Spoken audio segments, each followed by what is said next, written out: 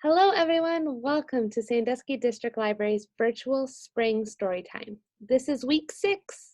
Are you ready? All right, hands go up and hands go down. I can turn myself around. I can stand up on one shoe. I can listen, so can you. I can sit, I'll show you how. Story time is starting now. Welcome, welcome everyone. I am so glad you're here. Like I said, we're on week 6, and today I'm going to share books with you about bugs. So my very first book is called Pete the Cat and Itsy Bitsy Spider by James Dean.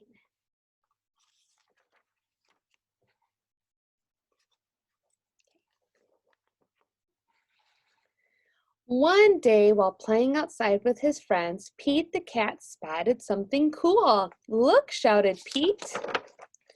"Wow, it's so small," said Gus. "It's an itsy bitsy spider," said Callie.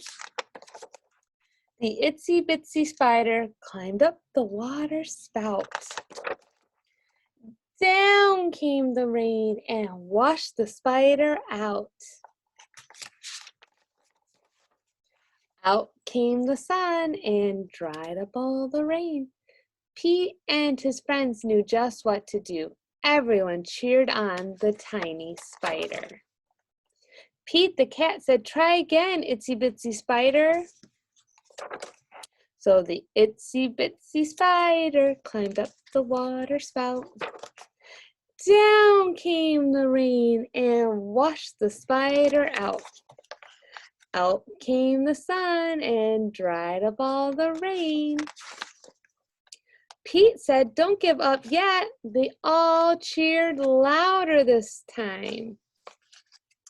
Again, the itsy bitsy spider climbed up the water spout.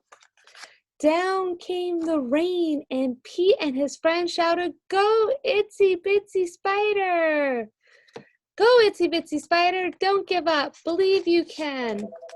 And the itsy bitsy spider kept climbing up the water spout. Everyone celebrated, and the spider took a bow. With the help of some friends, the itsy bitsy spider never gave up, even when the odds were against her. The end. Okay, so for our craft today, we are going to make a ladybug on a leaf. So in your craft kits, you should have a piece of green construction paper, a couple red wings, some black construction papers, and a couple eyes. Okay, and you're gonna need a black marker and either some glue, a glue stick, some white glue, or some tape, okay, to put our ladybug together. So what you're gonna do first is you're gonna have this green paper. You're gonna take a black marker, and what I did was, and you don't need to do this if you don't want to, I just drew lines on my leaf to make it more look like a leaf. But again, if you don't want to do this part and you just want to leave it just all the way green, that's fine too. So you see how I did that? And your lines could be squiggly lines, however you want to do it. And then what you're going to do is you're going to take the smaller black construction piece of paper, and you're going to help with your grown-up. You are going to roll it. And then once you get it rolled how you want it, you're going to take some and you're going to glue it, and then hold it like this to hold it together and get it all glued. And then once this part is rolled and glued, you're going to glue it on the front. Let me see if you can see. On the front of your leaf. Okay. And then you're going to do the same thing with your black one. Roll it, glue this part, hold it together, and then you're going to glue it behind your little one. on the green sheet of paper. Once all the glue is set. So since the paper's rolled, you might have to hold it a little bit more to really make sure that the glue makes everything stick. And then it should look like this. Okay. And then you should have 2 red pieces. And you're going to get that black marker, pen, pencil, whatever you have, crayon, and you're going to draw and fill in circles. And if you need help with from your grown-up, that's okay too. And you're just going to draw as many blacks and circles that you want to do. If you only want to do 1 or 2, you can. If you want your ladybug to have lots, you can do that too. It's whatever you want to do. Okay? And then you're going to glue those to the top of your black one, or the second one. And then the last part is you just glue the eyes on top of your little one. And so when you're all done, it should look like that. See, so I have my little one I rolled, and then my second one, I glued my wings on the top here, and then my eyes are there. So you have your little ladybug on a leaf.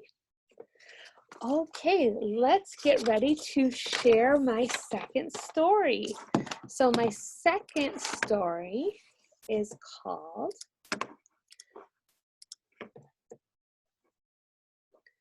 Hello World Backyard Bugs, and it's by Jill McDonald. Okay. Who lives in your backyard? Let's go and explore.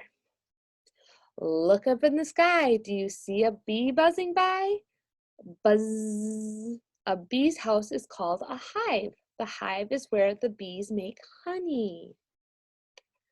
Zoom! Dragonflies swish back and forth over the flowers.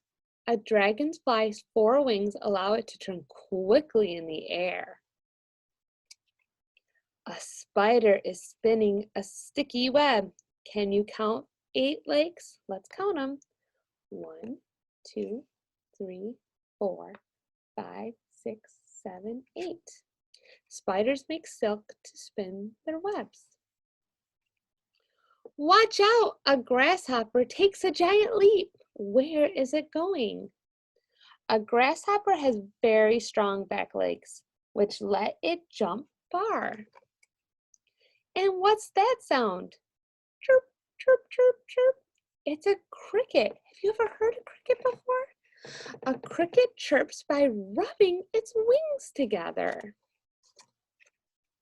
Chomp! A bright red ladybug munches on a leaf. Point to each of its spots. Let's count the spots, right? 1, 2, 3, 4, 5, 6. This ladybug has 6 spots. A ladybug can eat up to 5,000 bugs in its lifetime. Oh, wow, I didn't know that. Look down at your feet. Tiny ants march in a straight line. Ants are small but very strong.